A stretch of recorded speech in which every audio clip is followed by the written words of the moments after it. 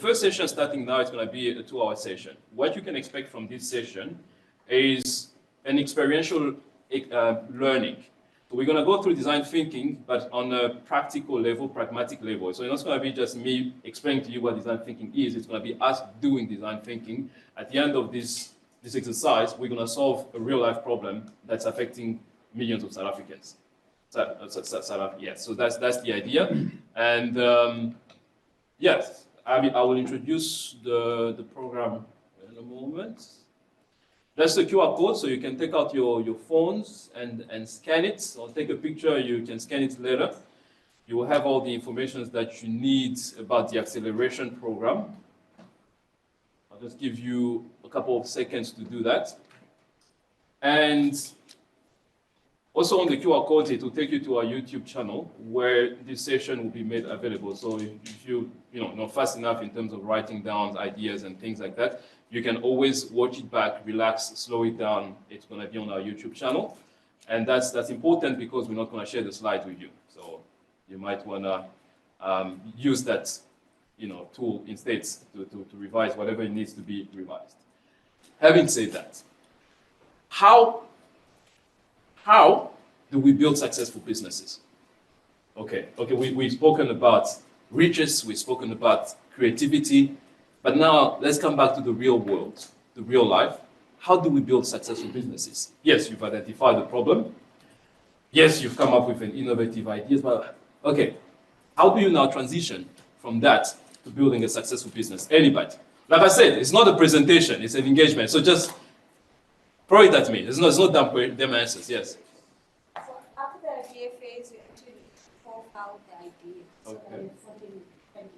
Okay. So, What do you mean by profile? Please elaborate on so if that. you are thinking of starting a printing business, Yes. you need to print t-shirts, you need to start to print something. Indeed. So that when you present the idea, it's no longer an idea, but a practical. Okay, so you're saying you first conceive an idea, then you have some prototype, something to bring it to life. Okay. Anything? Yes. Analyze the demand. Analyze the demand. Okay, I like that. Justin. I say get the right team on board. Get the right team. Team is a big topic with the entrepreneur world. Yes, ma'am. Continuously talk to customers. Continuously talk to customers. I love that. Why would you say that's important? Because sometimes we think that we have the solution to the problem that we solve. Good. But when you are speaking to customers, you find out the actual problem. Amazing. And whether or not your problem actually fits that solution. Yes. And you need to be able to test and validate whether or not your idea is what works. I love that. Yes, I saw a hand here. Yeah. So I'm not talking about experience. I don't have a successful startup, but I would say create value. Create value, and everything else will follow. Right. How do you create value? So I try, but I believe you need to be honest with yourself. Ask yourself what is something that is valuable to you as an individual, and then you take it from there. And you say, this is something that can generate value. Then by uplifting people, you have to make impact, not just make money. Okay. Am I understanding you correctly by saying that it first needs to make sense to you before it makes sense to other people? Is that what you're saying, basically? Yes, and it needs to mean something to you. It needs to mean something to you. I love that. Okay, well, I'll take one more and then, yes.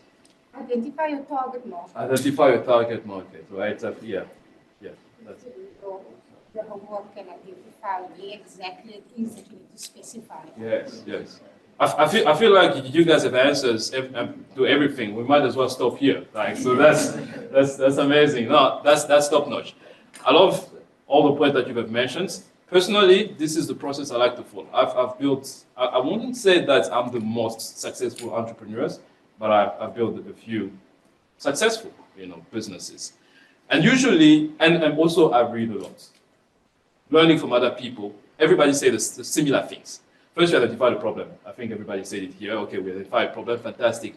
Then you identify the people most affected by it. So target market, demand, creating value. But who are you creating value for? You can't create value for everybody. Even though the problem affects everybody, you can't create value for everybody. So that's important.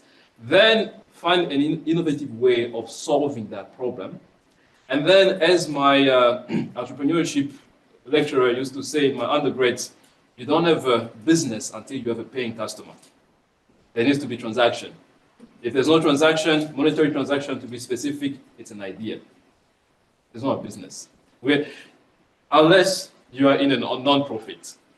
Because then it's a different story, right? But if it's a for-profit, which is the majority of people in the room here, how many non-profits do we have here?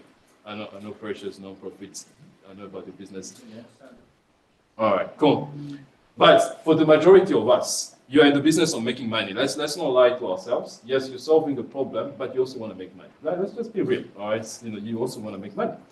Because you need money actually to continue making an impact. Without money, you'll be limited in terms of the impacts that you'll be making. So that's how it's a problem. And Peter Thiel, for those of you who have read the book 0 to 1 will remember this, he talked about the contrarian question.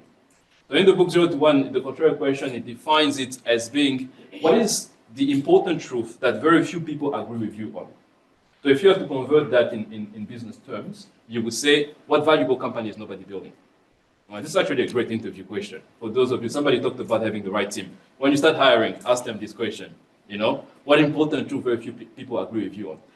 What he's trying to say is that he said, if you can identify a delusional popular belief, you can find what lies behind it. In other words, if somebody says it's about finding what people really need, instead of what they're saying, just what they're saying or what you're observing. But by engaging with them, you're going to get to a point where you discover what they really need.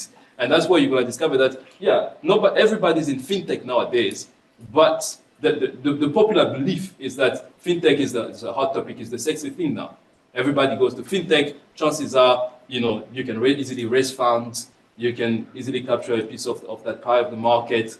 But that's the popular truth, the popular belief. But what most people don't tend to agree with maybe is that maybe the biggest market lies in edtech. Maybe the biggest market lies in agriculture. I don't know, I'm just making this up, right? But you get the idea. Because when you start thinking like that, you're not just going with the masses, you're not just going with what you hear, but you're thinking a bit outside the box. That's how I like to think of it. It's like you get outside of the box and you see things differently. And it's okay if very few people agree with you on. In fact, if you look at history, hardly ever any innovator was popular in their time. Most great innovators, throughout history were considered crazy, outcasts. Why? Because they believed something that people consider delusional, but they thought this is the thing, actually, and they went for it. It talks about passion. It talks about, having that passion. So that's beautiful. Then, okay, what is a startup? Because there are a lot of businesses out there. You can be a business owner. You're not necessarily an entrepreneur, right? I like to differentiate between being self-employed, small business owner, and being an entrepreneur, meaning having a startup.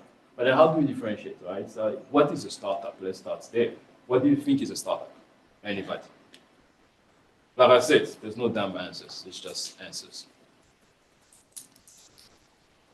Yes. Solving a problem in a new way. Okay, so it's a business that's solving the problem in a new way. Okay, I like that. I'll take two more. Brave souls. You made eye contact, so you might as well speak now. Yes?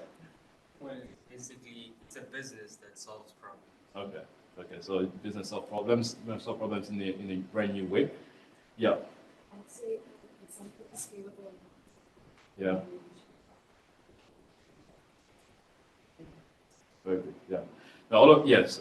Yeah, I think maybe how I would differentiate between the two is maybe a startup is looking to impact the world in a new way instead of just owning a laundromat. Yes.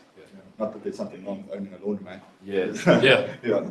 No, I'm seeing a common theme here. Actually, I'm seeing a common theme here. This is exactly what most people tend to believe. All right, Steve Blank, who is an American investor, an entrepreneur. I think he's invested in a lot of businesses. If I'm not mistaken, even Facebook. I need to confirm that information. But he's a successful business, and he's the author of the book, The 4 Steps to Epiphany, which is actually the precursor to the Lean Startup methodology. Eric Ries was his student.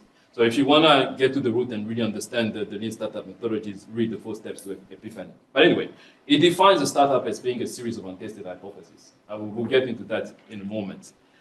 Peter Thiel, whom I've just mentioned earlier on, says it's the largest group of people you can convince of a plan to build a different future. All right. So all of you are talking about solving problems in a different way. Because when you think about it, it kind of makes sense with what he's saying. Is that we're trying to change the future. For me, I like to think of it as okay, you're trying to also influence beliefs, mindsets, and just the way of doing life. Okay. But there is an innovative component to it. Eric Ries, who's the author of The Lean Startup, he says the human institution designed to deliver a new product or service under conditions of extreme uncertainty. I agree with all of them, and I like to define it as being a venture with a flexible business model and a potential to scale. Okay, because if you are not able to scale, you kind of have just a self-employed or a small business owner. You know what I mean? The whole concept of a startup is a very uncertain environment. Your business model is not fixed yet. That's why it's a startup. It's probably going to change again down the line. By the time where you get to a very fixed business model and you've grown enough, you stop being a startup. You become a Fortune 500 company. You know what I mean? Or you become a medium, small, whatever it is, right? But the idea for all of you in the room here who are entrepreneurs, the idea is not to remain a startup forever. You can't remain a startup forever. After 10 years, you can't still be calling yourself, founder of a startup. It must be somewhere. You must have an idea of growth. You must get to a point where you've influenced enough people who believe in what you're doing and believe in the movement, and you're building something. So that's the idea. Now the next question that I have for you, yes. Apologies. Yeah. Possible if you could please just There's a YouTube video, so you can rewatch it and make notes. Yes. I'll share the link again at the end. All right. So now we understand what a startup is. We understand what we're trying to achieve as entrepreneurs. There are three important elements that have been identified to almost guarantee success when venturing into this startup world, into this entrepreneurial world. Can anybody guess what those three elements are? And what it's called? Yes? Money? Okay, yeah. Yeah, that's important. Yeah. Anything else? product identification. Product identification, I love it. Very good, yeah. I don't know if later on I speak to people, but I think you say scalability. Scalability, I love it, yeah. Cool, yeah, so there's actually a word that summarizes these three things. It's called, just get this pointer to work. Product market fit. How many of you have heard of product market fit? Put your hands up. Most of you here. Okay, what is product market fit? Hi. You've got a solution Yeah. that actually solves a problem that the market has, not just you. Yeah, I like that. Yeah. You want to add something to that? It's exactly what you want to say. Okay, cool. All right. Cool. Product market fit looks like, it's exactly what Heinz said. It looks like this. Those three elements is desirability, feasibility, and viability. So whenever we're talking about desirability, it always refers to the product, the demands on the market, right? Do people want the product you're trying to build, the service you're trying to provide? Do people want it? You need to find out. And that's why when I started, I think it was the lady over here who said, for you to build a successful startup, you need to engage with the people, identify the target market. Somebody said over there, I think you need to talk to them, actually find out what the real need is. And that's how you actually discover whether people want your product, your service. If there's demand on the markets, that's desirability. Then feasibility speaks of technological feasibility. Do you have what it takes to bring this product, to bring this service, the solution? It's one thing for me to tell you, let's take Elon Musk, for instance. Everybody knows Elon Musk. Elon Musk has this grand vision of taking us to Mars, right? Because, well, there's a way we can live there, right? So it's a cool idea. I don't know if I would like to visit, but it's a cool idea. But the question is, okay, cool. Let's say that's the startup is focusing on. Do you have the technological, expertise to build spacecraft that can take people to space? It does. So it can actually build stuff to take people out of space. So okay, so there's technological feasibility there. This is an extreme example, but I hope it helps to illustrate the point. Then viability refers to financial viability. It's one thing. Remember I said that you don't have a business until you have a paying customer. It's just not enough to have a paying customer. You start talking about viability when there's actually profit. Right? Yes. Because I could have customers, a lot of customers, they're paying me, but then I end up being bankrupt. I mean, there's so many countless stories of, companies that were sort of profitable, but ended up being bankrupt. What happened? Crazy, right? They did not have viability. What is viability? Viability is when you get to a point where somebody says, yes, I'm willing to pay for your product, I'm willing to pay for your service, but what they're willing to pay, actually, it's handsome enough to cover your operational costs. Okay, so you can still make profit out of it. At that point, you can say it's a viable business because people are paying. I can cover my operational cost, and there's profit. Yes, that's viable. Now, yes. Sorry, I just have a question. Of course, yeah. On the whole topic. The Elon Musk example was quite interesting to me. Okay. Because I want to hear your take on it, because for me, he wants to transform Mars into a livable environment. Yeah. And I'm with you in the sense that not too interested at the moment. Yeah. So I'm curious to hear, do you think that's a good idea for him as a business? Because I would probably think that the desirability for him spending all of that capital in making our current planet better is probably a higher demand for that, perhaps, than the ultra-rich that want to see Mars. Yeah. I mean, it's a very good question, and I'll tell you why. I've had this question before, so it's the question. It's similar to someone telling you. I think it's Nelson who once asked me this question. Okay, imagine you have a business that you're passionate about, but that business is not profitable. But this gives you joy. It gives you fulfillment in the morning. Like when you do this stuff, you feel like you come alive. But it's not profitable. But you also have skills to build something else that you're not too passionate about, but that thing can be very profitable. What do you do in such an instance? My response was, do the one that's profitable so that you can fund the ones that you're passionate about, right? So in the case of Elon Musk has a lot of money that he has made through his other businesses. So he can play around with ideas like this, right? He can play around with it because he's passionate about it. He's in creative mode now. He's in creative mode now, exactly. He doesn't have to worry about, revenue and whatnot. If you get to a point of buying Twitter, turning it into X and making ridiculous, let's not get into that. All right, don't get me started on that. But anyway, he has money, so he can afford to play around and experiment because he's passionate about it. So does that answer your question? Okay, cool, thank you. All right, so now you have product market fit. Now, product market fit is not a fixed thing. It's not something that you just get and then you stay there forever, right? That's why disruption comes in. So you can become a profitable business, a profitable startup, and at a certain point, you get too comfortable. You can even scale and grow, and you get too comfortable, you get disrupted by a smaller company. I mean, there's countless examples of that as well. Now, what I'm trying to say is that as an entrepreneur, you must always remember that product market fit, it moves, and you must move with it. You must constantly chase after it, and that's where now design thinking becomes powerful. It's because design thinking helps you to ensure that you still have that product market fit, even when you've started your business, even when it becomes profitable. So design thinking, you can use it in the ideation phase. You just came up with this idea.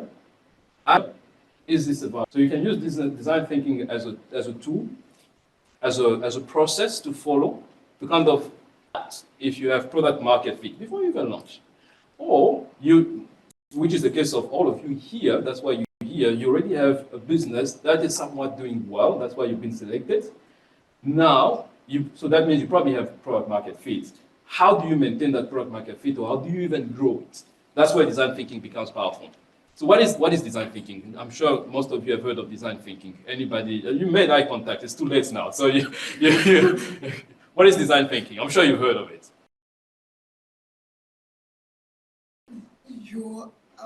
I can't explain it, but it's a series of processes where you try to redesign, try to find different strategies to look at a problem.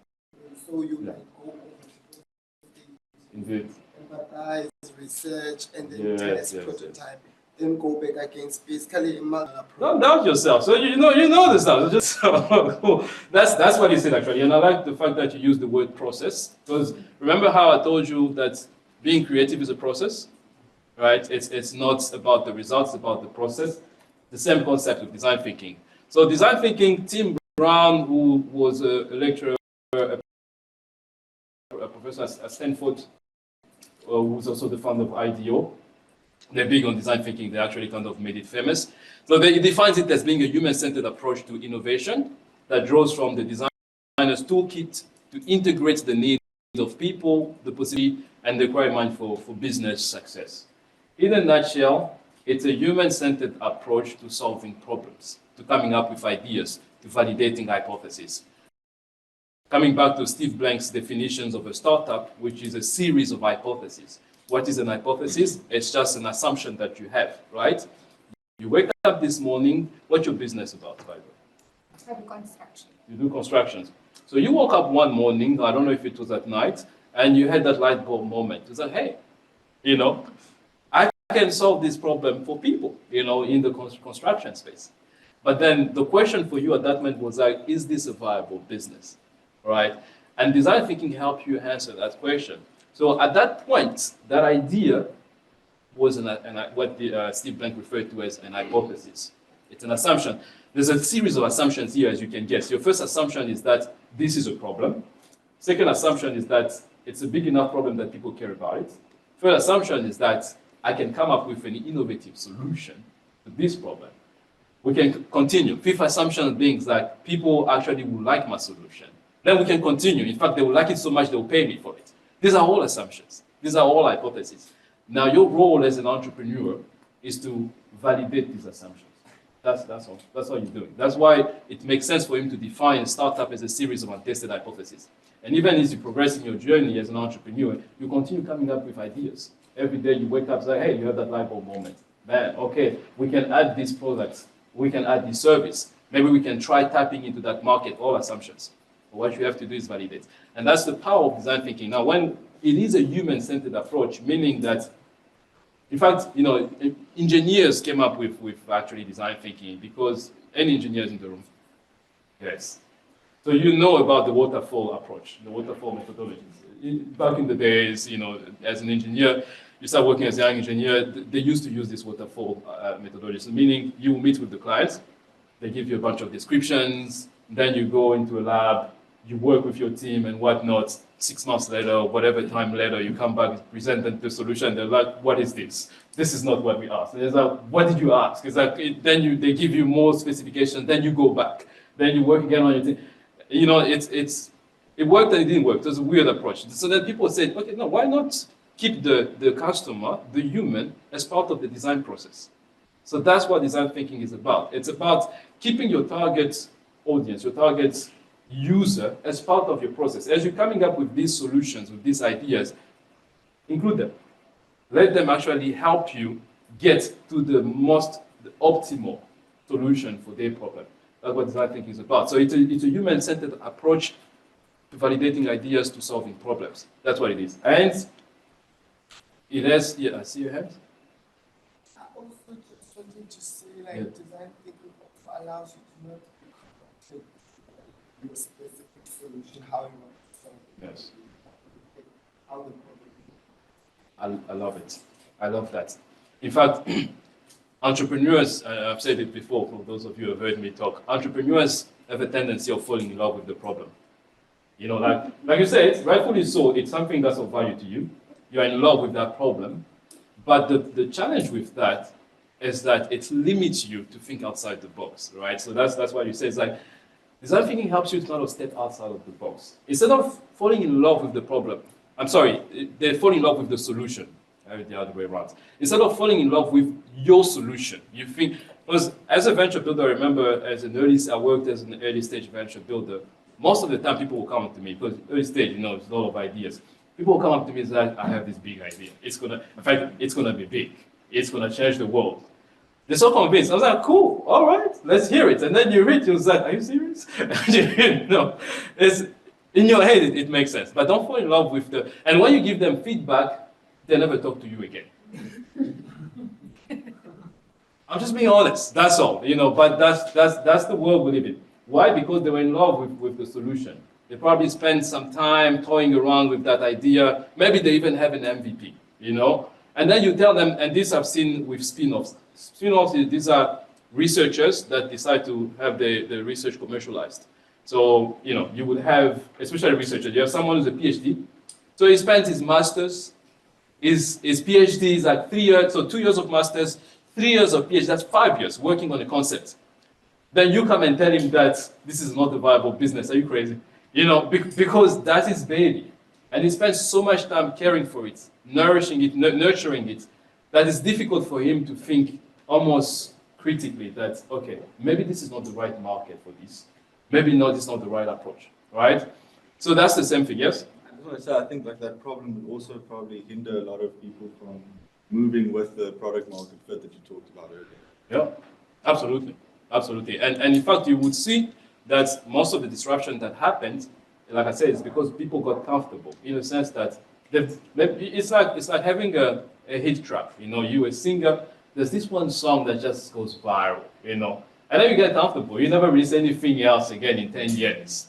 And nobody talks about you anymore. It's the same thing with entrepreneurs. Like you get to a point where, okay, you have a bit of traction, you get comfortable, you start innovating, you start connecting, engaging with the people. Am I still solving your primary need? As your needs evolve, as your need change, what else do you want? What else can we do to make your experience better? And that's how you stay ahead of the game. And that's exactly what it says. It helps you to maintain that product market fit. All right, so design thinking, it's a process. It has 5 stages. I'm going to go a bit fast now because I want us to do a bit of an exercise. The 5 stages of design thinking process, the first stage is empathize. Second stage is define. Then you have ideate. Also, you have, then after that, you have prototype. Then there's test. Please note that this is not a linear process, meaning you don't have to first do step 1 before you go to step 2, before you go to step 3, before you go to step 4 and step 5. You can actually start by working on a prototype. In fact, prototyping is also considered an ideation phase because as you're tinkering, as you're building stuff, you're coming up with ideas. It's also an ideation phase. So you can start with prototyping. You have something because you've already thought of a problem, you already thought of a solution, you have something, then you go back to empathize. Empathize, it's about seeing the world through the lenses of the people you're trying to solve a specific problem for, right? It's not about feeling sorry for them. And this I've heard many times, especially when with government projects, they will tell you like, no, but what do you mean we're not, catering for the needs of the people? They said they wanted a well, we built them a well. What else do you want? Yeah, that's not empathizing, that's feeling sorry for them, It's not empathy.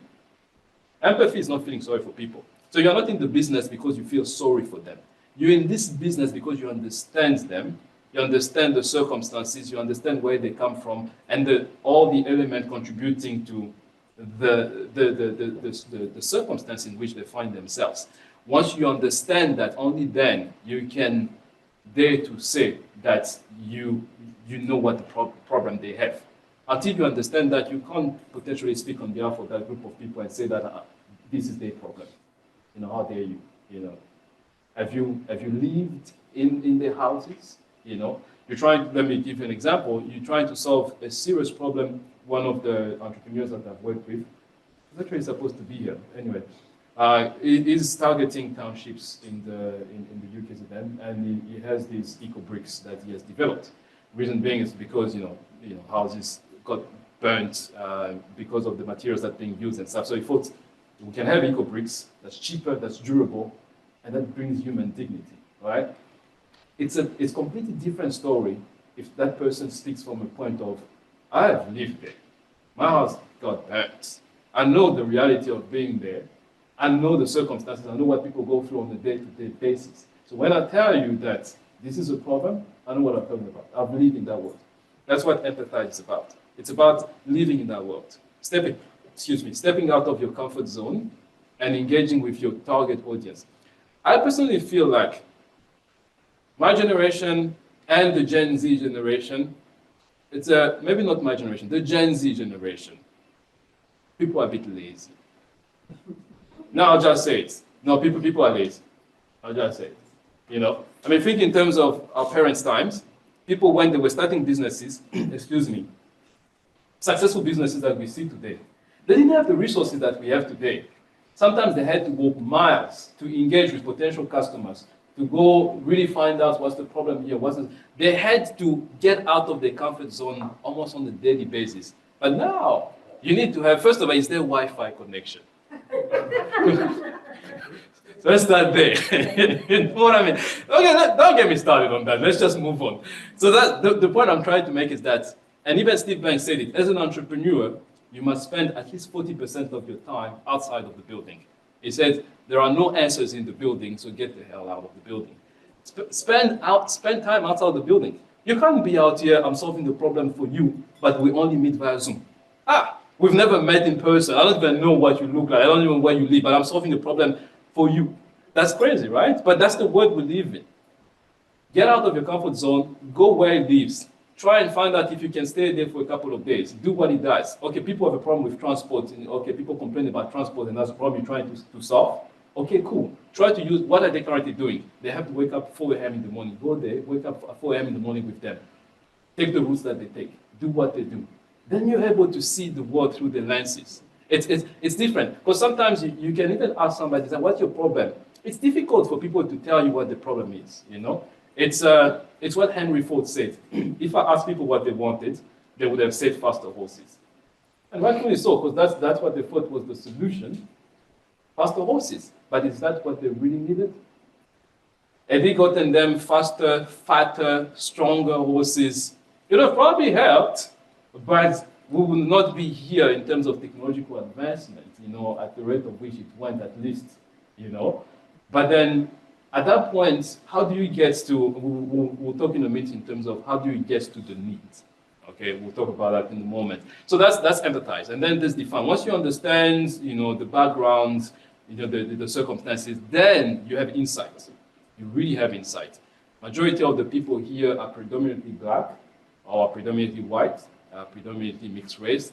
Okay, that's demographics. Okay, majority of them are actually between age 25 and 35. That's important, you know. Majority of them have 3 jobs just so they can put food on the table. That's important. So you understand them on all levels, demographics and psychographics. Demographics talks about age, locations, and what psychographics talks about beliefs and values and whatnot. Understand them on those fronts. Then you can formulate a problem. You come up with a problem statement. Then after that, I prefer, although I said it's not a linear process, I always recommend to start with empathize, because then you have real insight. You know, even if you already have an MVP or you know, a prototype, yeah, go to empathize, because then you can also find out is this really doing what it's supposed to do. Then ideate is just about coming up with the most optimal idea. In the case of Henry Ford, the most optimal idea was not animal traction in terms of transportation. It was something different, something mechanical, you know, automobile. That's beautiful, right? Anyway, then there's prototype. Prototype here, it's you know, usually when we talk about prototype, and especially the engineers in the room all start thinking already of coding, lab, or scientists. Prototype here, I'm talking about low-res prototype. I'm talking about, can you show me the solution on a piece of paper, on a cardboard? That's why we have cardboards at the back there. That's why you have all these things on your tables. There's more stuff at the back there. Just so you can, whatever idea you have, try to build it. Can you show us what you have? Then we offer you feedback, which is the last part. The test, of course, when you get feedback, you know, if people like it, then you can move to maybe producing your first MVP, and then you test it. Then if it's successful, then you move to mass production. If not, you can either go back to empathize, define, and you understand the iteration there. So that's the idea. Now, let's talk about what's going to happen in terms of this session. Like I said, it's not going to be a presentation. At the end of this design thinking session, we're going to solve load shedding problems in South Africa. How about that? How about that? You think we can? Among us, yeah, you know, we don't. Yes, philosophical. Thank you. Just that enthusiasm. But come on, man! Like you guys are entrepreneurs. Where's that? Where's that energy? Like, They want load shedding to stay. like, let me ask you, who's frustrated with load shedding? Yes. And thank you. So anyway, so the idea with this design thinking challenge is that we're gonna go through the design thinking process on an experiential level, where we actually gonna, when we're talking about empathize, you're gonna meet in your groups at your table and empathize. And I'll tell you how that's going to work. How do you empathize? It's just about, excuse me, engaging with people. The good news is everybody here has been affected by load shedding. Everybody feels that some type of way. What what we will try to do is to come up with what you call, I've talked about this, we will come up with an empathy map. You will see on your tables, there is an empathy map. I can just borrow yours. There is an empathy map. What I want to ask you now, there's this magnetic sticking thing that you can use to stick into the board, your whiteboard, something like this. Oh, no, this way, actually. Yeah. Okay. You guys are gonna, I'm gonna fix this. Okay, the idea is you have sticky notes on your table. You're going to engage with one another. You're going to interview each other.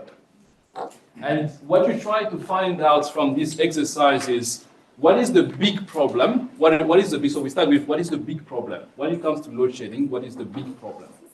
Okay. Then okay, cool. Write on sticky notes there whatever big problems that you guys come up with. Then you stick it in that area where there's that big problem. Then you move on as you're talking to one another in terms of why is this painful? A practical way of asking this question is, when is the last time you experienced load shedding? Okay. Why was it painful? Man, I was in the middle of a very important meeting. I didn't get the notification on my phone. My Wi-Fi died and my UPS was not working. I lost that deal. That's painful, right? That's what we're trying to come up with. So you write that down, come up with a few ideas, you put it on a sticky note, and then you stick it on your thing there. And then the next question is, what does that make you feel?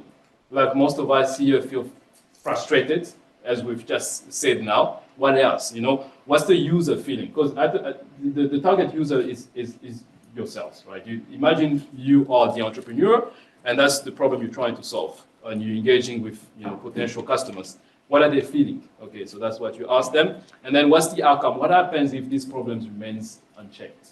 If nobody solves it, what's going to happen? Well, we're all going to die of hunger. Whatever that is, then write it on a sticky note and then put it there. We're going to do it for 20 minutes. Then after 20 minutes, we'll move on to the next exercise. Is that clear for everybody? Yes. Okay. Yeah, there's a question? Yeah. What's the big difference between the top center and the one on the right? The painful and the what you feel? Yes. So what you feel, it's about emotions in terms of depressed, frustrated, happy. Painful, it's in terms of what it cost you. Yeah. Let's think of it that way. Yeah. All right, I'll set the timer and then we can start now. If you have a question, just raise your hands. The facilitators are at the back. They'll help you.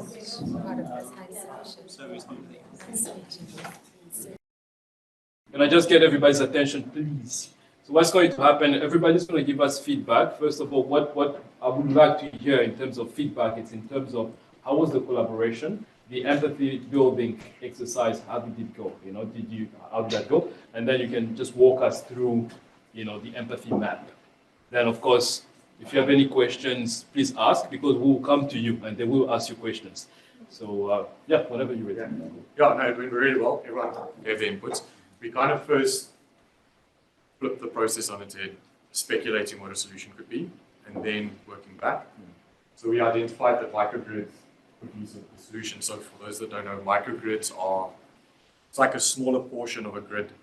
So anyone who remembers how Texas failed during that storm a few years ago, they are built like South Africa. So South Africa is one unified grid. And if a section goes down, the whole grid can go down. And that's what happened in Texas because they can't feed from other states.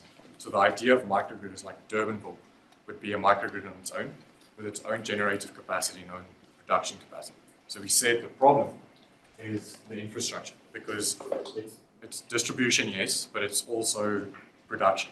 So we can produce, but we won't be able to distribute. And if we have distribution, we might not even have production. So then instead of running a 200 kilovolt line from PE to here, with a microgrid, you only need to run a 5 kilovolt line in that area. So all the infrastructure is contained in there. So then we said, so why is it so painful? First of all, load shedding, it creates emotional well-being, it hampers that. So just how happy you are, your emotional state, economic loss, and social health impact. People running on breathalyzers, babies, anyone like that, that's load shedding obviously impacts that. And then, well, what does the user feel? Loss, pain, mentioned being stuck in traffic when lights go out, frustration. And what is the outcome if it doesn't get solved? Is grid collapse. Like what happened with Texas, and then it can take up to like a week or two to get the grid back up and running. That's complete economic collapse. And then also social collapse. I mean, if people lose their jobs, if you can't eat, you can't get food, then it's just entire collapse all around. So the solution we said then was that microgrid idea, but privatizing. So NERSA, which is the regulator for our country, they put a cap, I think it's like 2 megawatts of what an IPP, so an independent power producer, can generate. So that means no private company can actually make a big enough impact. And the reason they do that, obviously corruption, because they want to keep power, they want to keep the money in ESKOM and NERSA. So if you had to take that away, then private companies can build this company, like in Durbanville, if we use that as an example. But they can then sell units to the users, and if they don't have enough space to put up solar in the field, they can allow users to put it on the roof, and that way get units back and compensate. So then it becomes like a PPP, or like a private-public partnership, and then everyone feeds in. So the observation is then that policy is the blocker, so NERSA needs to fix that, and corruption hinders implementation. So getting them to get rid of their power. ESKOM should just be a distribution network and allow IPPs to set up microgrids all over. Amazing. No, right.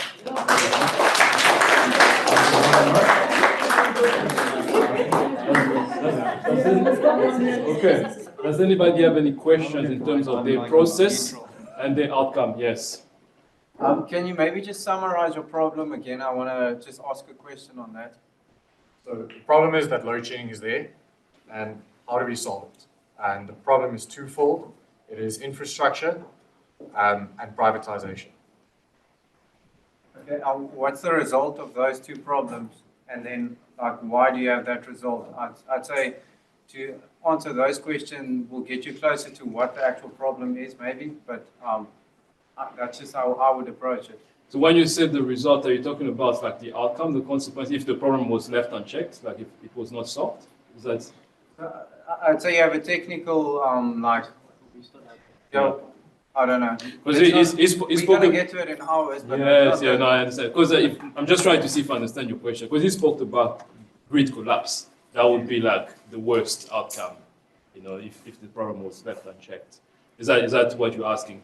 Yeah, I'd say to simplify your problem, so it's as basic as possible so it's not like very technical, or, and you can have an operational and a technical problem, but to understand what the actual problem is and then to solve it from there.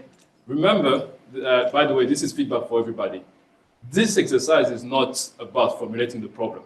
This is about understanding the target user, the customer, and the world they live in. So, in fact, my recommendation would be one feedback on you. You kind of talked about the solution here. I wouldn't recommend to talk about the solution here. Here, you're just trying to like build an empathy map in terms of your target user. There will be a time where you will focus on the solution. So that's feedback on you. But other than that, I think well done. It's a great idea. I like the process. I'll take one more question and then we move on. I think you mentioned something about microgrids. would that work from a regional perspective, metropolitan perspective? How would that sort of work? Yeah, so that thing comes in with, you just said, oh, it's the users. So if you've got a neighborhood who's willing to buy into that idea, then that would be the size of it. Or if you've got a municipality, a smaller municipality, who wants to then section their areas, then it comes down to what the people are willing to section off. Because then it becomes a whole thing of like, okay, well, Durbanville is a microgrid on its own, the Cityville is a microgrid on its own, but another area might not be. So then what is that cause? And then who manages that? All right, cool. We can continue with the questions.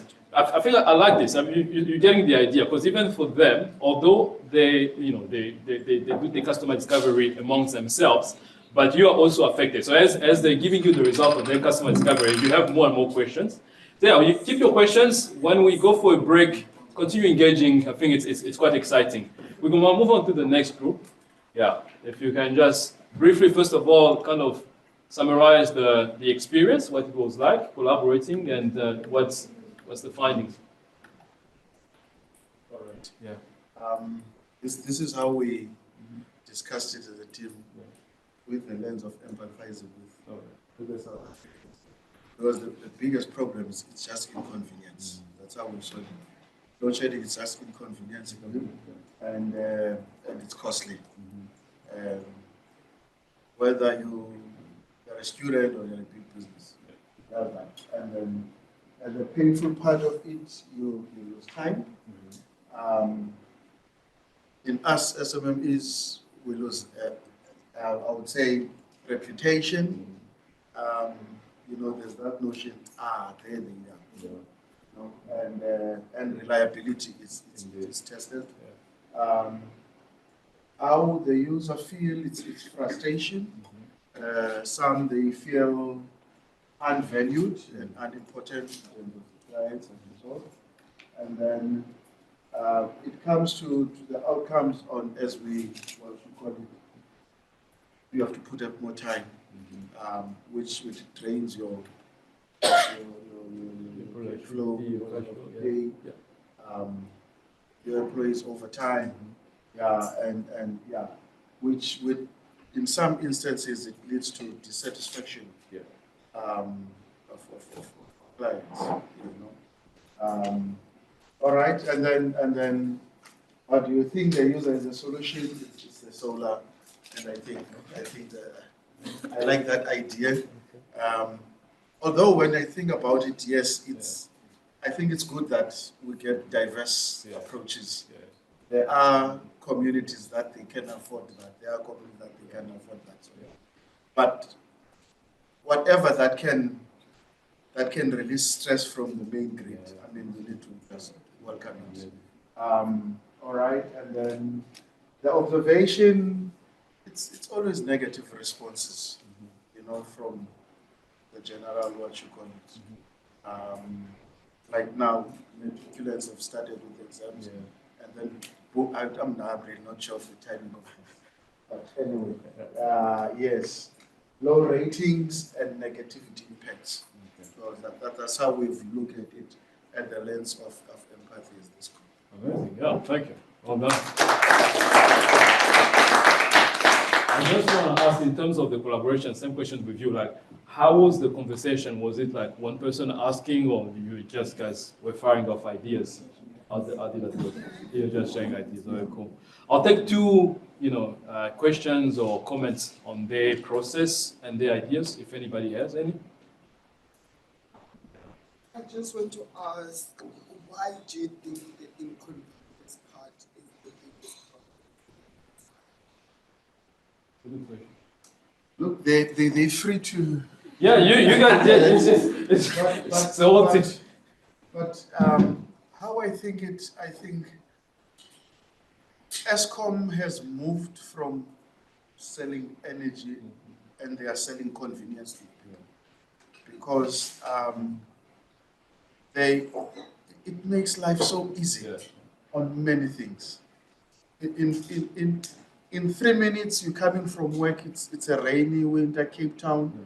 You switch on your kettle, in 3 minutes you have you have coffee, you know, you have a shower. So it's unlike that some of you might not relate to this, that you have to make fire, you know. So it has moved to beyond selling energy to sell convenience to everyone. There is a lot, you know. So immediately that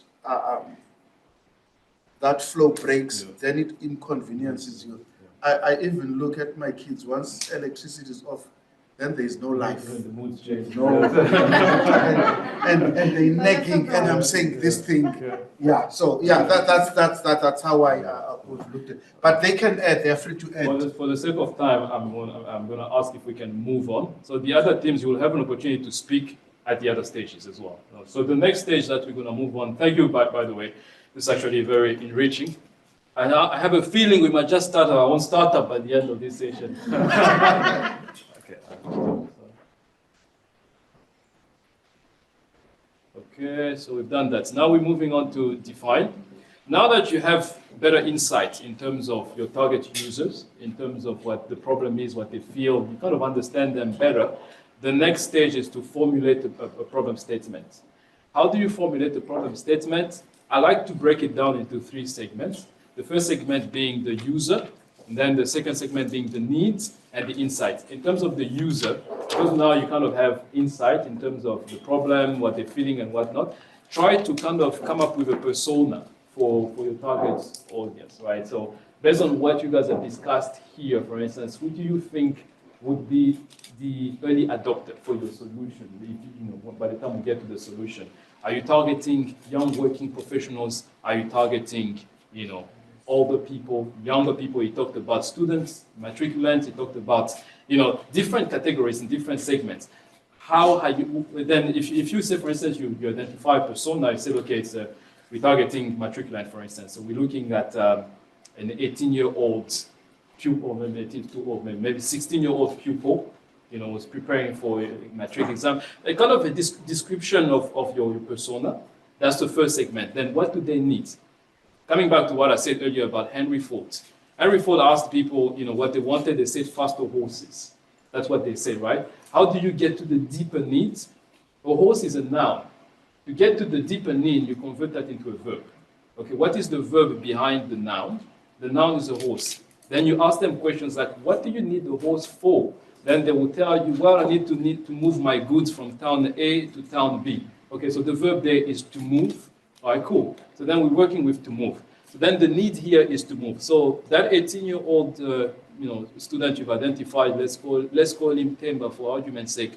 Temba, an 18-year-old student in, stays in Stellenbosch, whatever, needs to A, B, C, and D. Then inside, so that your outcome, right? A, B, C, and D. Is that clear for everybody? Does that make sense? All right. So we're going to take 10 minutes for this exercise. With the insight that you have, try to come up with a problem statement using this approach, right? This user point of view.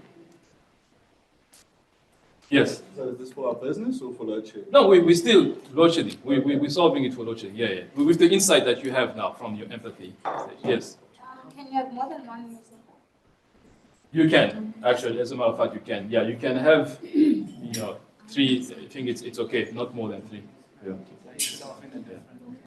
All right. Looks like everybody's done. May I please get everybody's attention? Okay. Cool. I like the. You can feel the energy in the room, right? There's a bunch of entrepreneurs sitting here. All right, so we're going to continue where we stopped. So what you guys are going to do now, you're going to present your problem statement, but because you didn't have an opportunity to talk about your empathy, so as you present your problem statement, whatever it is, give us a background as like, what's the insight you got in the empathy, stage. So we came up with this problem. This is our problem statement, A, B, C, and D. Based on the insight that we got, the big problem is, they feel this, the outcome is this. Just explain that so that your problem statement makes sense. Yeah.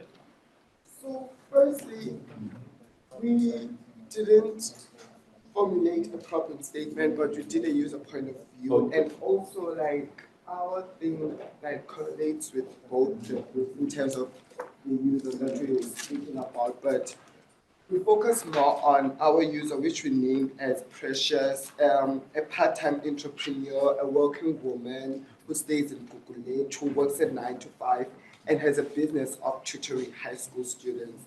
So she has needs for getting home on time, but also having a stable electric access at home because she needs to get on after her work to teach her students online, the high school students.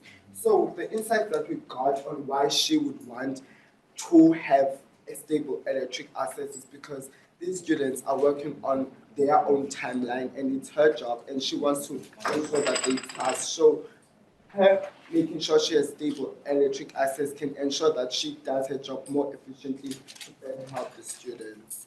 Yeah. Amazing. No, thank you very much. Well done. I don't know if there's any comments, questions on the user point of view, and based on the insight that they gave. My initial feedback is, this is for everybody actually, when you giving the problem or the user point of view, what it did very well is it did not include the solution, just the problem. Most mistake people tend to make is when you ask them, what is your problem statement, or the user point of view. It's like, yeah, we're solving load shedding with solar panel. Like, okay, but just tell me the problem.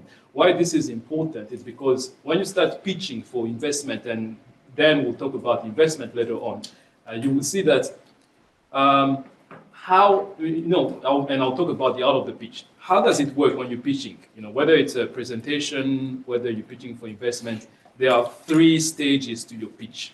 The first stage is building curiosity. The second stage is taking people on a journey of excitement.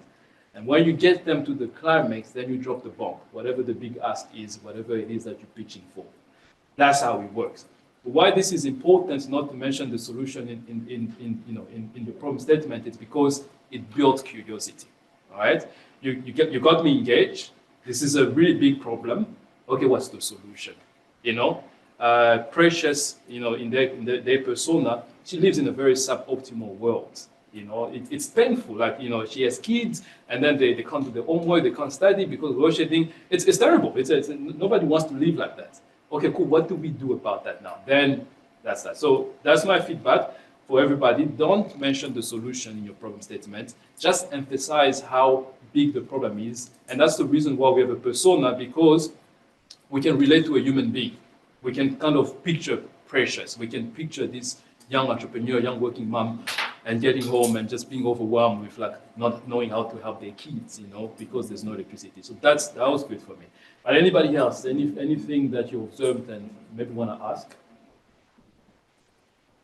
Does that resonate with you as they present, the Precious to you and the needs yeah. Yes. I think just a comment, even if you're not necessarily identifying with the persona, but there's some avenues that you identify with within the persona. Yeah. Some of us must be moms, we struggle having a kid. Yes. So, yeah. Indeed. Yeah. I like that because humans like stories, and we're emotional beings. You want to connect emotionally to a story. Yeah. I'll take one more comment or feedback before we move on. Yes. Just a question. Yeah. Would you prefer the problem statement if you get really specific and use a use case example, or general? That would be my preference, right? And I'll tell you why. Because if you just give me a very short problem statement, okay, we're solving load shedding in Gugulet. Okay, the problem of load shedding in Gugulet. Okay, cool. I live in Sandton. I live in Stellenbosch. Or I live in an area where we're not as much as affected as someone in Gugulet. I don't feel the pain of someone who lives in Gugulet. And I could be like, cool. The problem is you can easily lose me as an audience because I can't relate to that. And there's an element of relevance when in public speaking. You must make it relevant to your audience. So the moment you introduce Precious as a human being who has responsibilities on other people, you kind of amplify the problem a bit more. Same problem, but you amplify it a bit more, and therefore the solution becomes more powerful. So Short answer, yes. My preference would be amplify the problem more so that the solution is even more powerful. Last but not least, same principle. So we're doing it from the POV of farmers. Boer Jan has a massive farming business and does not have sustainable electricity to effectively run his business and supply the economy. So insights is he has a large demand and he's first in the supply chain, so it affects a lot of people.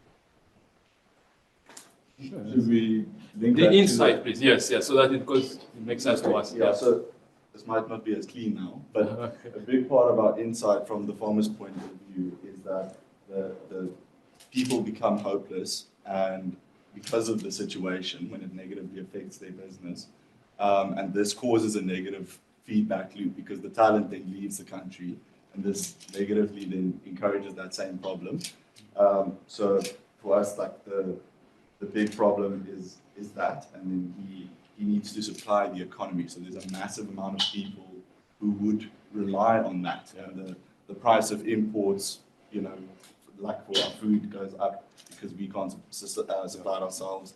We also can't export it. So there's a lot of factors that eventually then become, effective. Yeah. Beautiful. Nice. Yeah. Questions, feedback for them? Anything?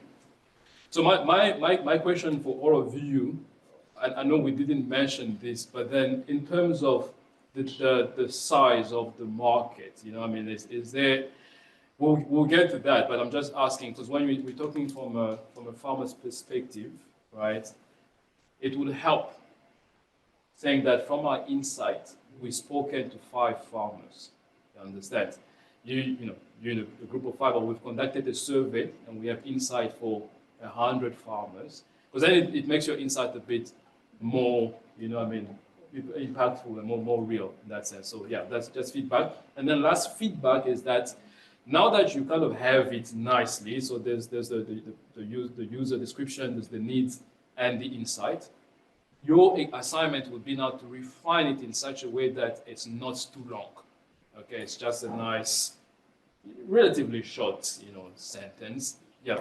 So just on that, so if it's in a pitch deck, what is your suggestion? My pitch, I was going to get to that. You read my mind. So my suggestion would be you have your persona, try to find the picture. You can find 3 pictures online, or you can even find a graphic. You say, this is Precious, and you present her living in a sub-optimal world. Or what was his name again? Boer Jan. This is Boer Jan, a farmer, as you can see, is passionate about farming, but he has this big problem. So you present it in a narrative way, storytelling, and we'll get to that when I talk about the out of the pitch. Because that's what I was telling him earlier on when he asked about the problem statement. It's different. You can also just give me a short, concise sentence, like we're trying to solve problems for farmers, for instance, in this region. But when you present it in a narrative way, all of a sudden, it just makes sense. Like everybody likes stories, humans like stories. And I can see Boer Jan, I can picture him. Like this is a guy, this is his livelihood, man. And this is how he's affected. It's you see, it's more powerful. Yeah, so that's that. Okay, cool. This is good. Moving along. Now we're gonna move on to. Oh, this is off. Sorry. Just one. Yes, sir. So, gentlemen did mention the knock-on effects that do occur. Would it be? You think it would be a good idea to incorporate them? Knock-on effects beyond Korea. No, for sure. Yeah, we can incorporate them, not by saying it directly like that, but you can include it in the insight. You can also you basically include it in the insight in the sense that it needs this so that then you talk about the knock-on effects, but you present it in a way that it helps him avoid that repercussions. Does that make sense? Yeah. Okay. Any more questions? Yes. I wanted to ask, when we talked about framing the problem restrictively, or what if now you have a big problem, but you have a user that you want to test it, a user market geographically. Do you specify that? Yes, you do. That's part of the demographics. And I'll give you an example. I forget the name of this company now. There's an American brand that manufactures these. I think it's a spatula. It's a special type of spatula, but the grip of that thing is a bit thicker, and I forget the name. I'll find it and I'll share it with you. But how that was considered and became so popular and so successful is that there's this guy, his wife had arthritis, so she couldn't hold on to things nicely, and she had a problem in the kitchen every time she would cook and all. So because he was a CEO of a big company, he tasked some of his engineers to design a special, type of hand grip for her. They designed for her, and then they was like, hey, let's put it on the market. Turns out a lot more people appreciate it than the usual one. So it's a good perspective to design it for a niche market. There's always the ripple effect of that, the unintended consequences. Like if you think back, you might more remember it, the time of cassette tapes, perhaps you too. Yes. So you see, with cassette tapes, you had to rewind it on the radio. But what happened is that people would use their pen or pencils, to turn it around to rewind it. That was not the design of a pen, but it was widely used for that, So it's a byproduct, so to speak. Anyway, yeah, just thought that was funny. Now, what we want to do is, if I can just move on. All right. Ideation. Okay. Now we have the insight, we have the problem, the user point of view. Let's come up with solutions now. Innovative ideas, my favorite part of this exercise. Now, ideation here, the design school of Stanford, they define it as being the mode of design process in which you concentrate on idea generation. Mentally, it represents a process of going wide in terms of concept and outcomes. Ideation provides both the fuel and also the source material for building prototypes and getting innovative solutions in the hand of your users. What does that mean? It means this process. Remember when we talked about creativity at the beginning? We talked about process. I keep on emphasizing on this word process. It's not so much about the end results. The most important thing is the process, right? So in this phase, we're gonna focus on the process of going wide and narrow, and I'll explain what that means in a moment. I personally like to approach it this way, using lateral thinking. Lateral thinking is a combination of divergent thinking and convergent thinking. Divergent thinking is also widely known as brainstorming. It's when you go from a stimulus, there's a problem, and then you start coming up with all sorts of ideas that just brainstorming, right? Then convergent thinking is more logical, more analytical, okay? Desktop research. What are the stats saying? What's the market saying? Then you use that data, which is more logical, more analytical, and you also use the random crazy part, and then you kind of mix the two. So the random crazy part, that's flaring. That's what we're talking about, flaring. And then the other one is kind of like, converging, going on. So you're going wide and narrow, wide and narrow. That's the idea. The recommendation here is that you want to defer judgment. Okay, no, we get back to it. You want to defer judgments in this instance, especially in a group like this one. Somebody will come up with a weird idea. Don't laugh. Don't judge. Just accept it. Why we actually encourage strange ideas. We actually encourage weird ideas. The wackier, the better. I think back to my original example of Henry Ford. Just think about it for a second, right? All people know as means of transportation is animal traction. And here I come. I was like, Gazelle, how about an automobile, right? A mechanical structure that would kind of move on its own, but there's some physical principle attached to it. People will be like, dude, this is crazy. You're scaring us. What are you talking about? So that's what I mean with weird ideas. Usually, the most innovative ideas were really weird. Think of Archimedes, right? He had most of his famous, revelations while he was naked taking a shower. The whole Archimedes principles, of pressure and, it's weird. It's good, but that's how people come up with innovative ideas. All I'm trying to say is that don't judge, embrace the weird. So there are many techniques of ideation, as you can see on the board. Yes, sir. I just want to make sure I understand correctly. So with the Henry Ford example, the divergent is opening your mind to actually conceive an automobile. and then the conversion is figuring out how to make it. Yes, figuring out, like, you know, in terms of maybe science in his instance, like at the book, what on I don't know, you're the mechanical engineer, help me out here. Okay, so in terms of just like physics, you know, like principles, like what has been discovered so far, you know, I mean, like, can we leverage that to kind of build this crazy idea that we have, like, you know, the logical parts, the information that's available. Yes, that's where that is.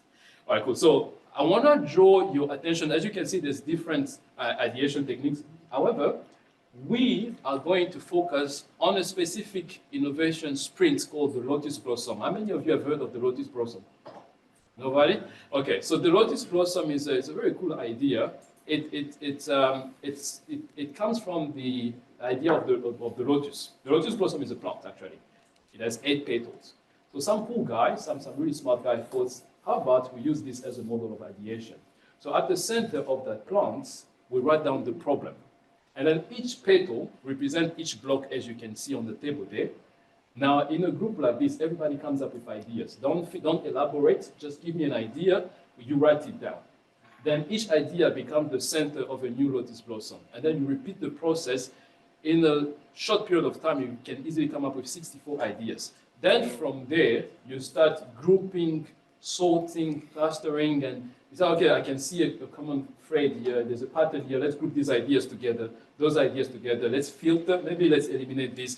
And then you end up, you know, having maybe 3 main, you know, big ideas. And as a group, there's some voting dots there that you should have, or at the back there, I'll ask the team to see if they can hand you out. There's some voting dots there that you can use. As a team, yeah, just so you write, you have the templates there, put it on the whiteboard, and then on your sticky notes, you write your idea and then you put it there.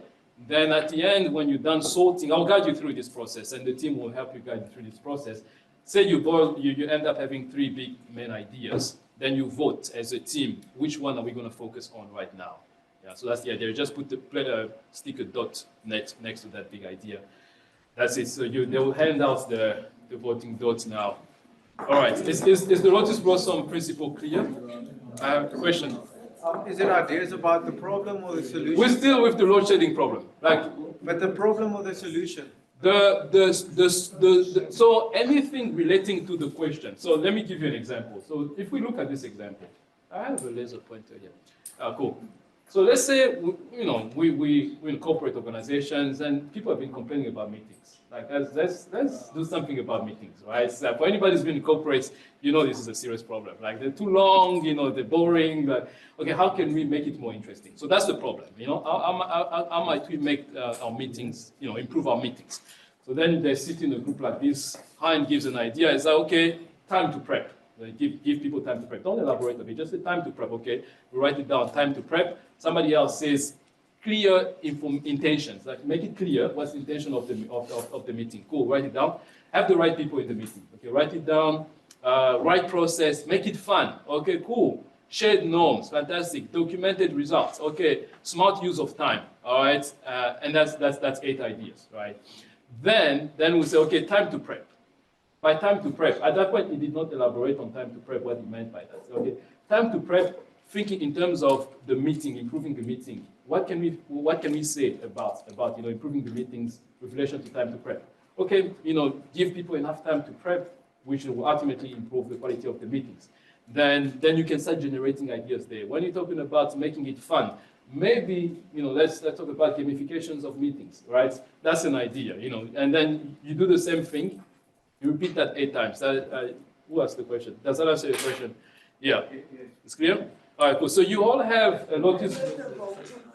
The voting part, yes. The voting part is sort of the last step, right? So what's going to happen is that, okay, you write on your sticky notes, you place it there. Then, once you're done with that, you can call me or any of the facilitators. Then they will explain, they will help you. Say, okay, now let's look at your ideas. what? Oh, sorry. Let's look at your ideas. So you have, sticky notes there. You have your ideas there. Let's look at your ideas. Which ones are sort of similar? Then you use your whiteboard. You can remove that empathy map there. You cluster them. You group similar ideas together.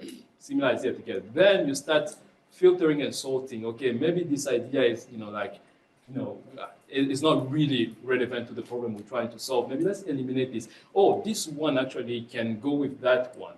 And we will help you through this process. The idea is that you proceed by elimination until you boil down to 3 big ideas. All right. So you keep on writing. Okay. So time to prep and make it fun. Those can go together. Okay. So if you give people, for instance, some challenges and whatever that is, you write it down, and then you proceed. So you proceed by elimination until you get to those 3. Is that clear? It's getting there. Okay, but we are here. The facilitators are there. If you get stuck, just call us, and we'll help you. You can remove that empathy map. I'll give you what? 10 minutes for this.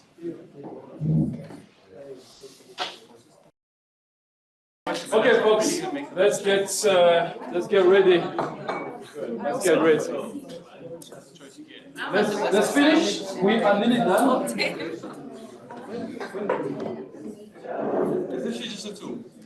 Okay. Ooh, we're gonna reverse things a bit now. We're starting with the Power Girl group this time around. And then, yeah, so the idea is you've gone through the whole, brainstorming exercise. First of all, we would love to hear, what was that experience like? And then what is your solution? What solution did you end up voting? Okay. Whenever you're ready. Just to confirm, right, just speak about the... Just the solution? Yeah. And then if you want, if there's something that, you want to highlight about this exercise, feel free to mention it as well. Okay, so I'll just maybe speak about the top 3 that we had. So the first one was the privatization and the decentralizing of energy as well, or at least electricity. And then also creating a platform or platform development for alerts, but particularly for local business owners so that they can, especially for, let's take for example, a nail tech, they might need electricity for them to do the ladies' nails, and they might get a notification to say that the electricity will be at such and such time, and they'll have to then reschedule that appointment with the client. So oftentimes that doesn't happen. A client will rock up at the venue, and then it's electricity, and there's the issue there. And then our third one, which was the one that we voted on as our top usage, was the alternative energy. So underneath that, we discussed renewable energy sources, which again is the inverters, the generators, but also finding other ways to renew energy as well. By using, for example, I think it was Jan that gave this example of using a germ powering tool, where we are able to use what Nikita, expertise has called it the dynamo effect, where we are using the energy that's created in germ, for example, on a treadmill, and powering up appliances or powering up certain places. And then the second one was also appliances that do not need energy, and also creating products that don't need energy. For example, think about a kettle that operates on a battery. Very bad example, very rusty, but that's just the idea with using appliances that don't, or creating appliances that don't need electricity or need to be plugged in. Yeah. Thank you very much. Okay. There's a hands up there. Do you have a question or a comment? I just want to hear if there's solutions for the appliances that don't use electricity. Or is there a solution for appliances that don't use this? Do you have any answers? No. If you look at, obviously a UPS is complicated because it's not powering up a heat source. But I mean, a UPS doesn't need electricity to power up. It just gets charged and you use it. But I mean, if you think about appliances that we use, for example, especially in marginalized communities, oftentimes those appliances are plugged in, and with the load shedding, they haven't realized they need to actually unplug it. And many of us have experienced that where our appliances are blowing up, or it's wear and tear, or it's completely destroyed. So if the engineers can create products that don't need they don't need to be powered up using electricity, they actually help a lot in the marginalized communities where we don't need to use electricity. If you look at gas, that's an appliance that is used at home. And yeah, that's don't have a product yet, but looking for it. Off the top of my head, Sure. speaking, perhaps like the intermediate appliances that can be chargeable, so not necessarily a full chargeable, but there is like a charging or like a buffer time for hours. There is no problem. So I personally love how your solution that directly solves the problem of your persona, that the hairdresser, because yeah, that's definitely correlates to that. So that makes sense. Thank you very much. Then, since the engineers have been mentioned so much, let's come to the table of this gentleman right here. What's your solution?